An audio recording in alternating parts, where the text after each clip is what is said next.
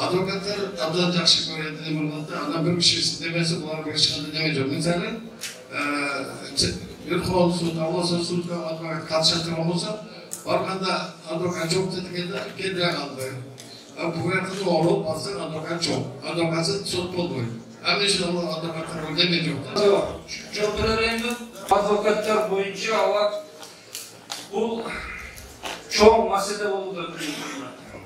Себебі адвокат деген адвокатура низам жөнінде бізде азыр низам шығару демилгөдө укугу прокуратурага берилген. Баш низам боюнча биз ошонун негизинде бир нече низамдарды өзгөртүүлөрдү, кодекстерди киргиздик. Сиздерге маалым болуш керек.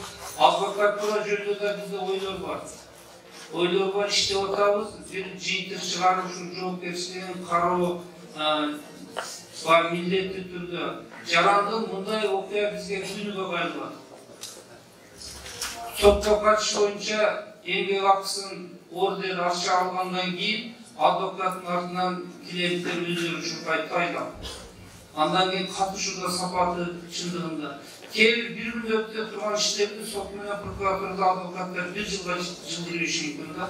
Себеби бардык адам вирус эмес да. Аларга ишенет.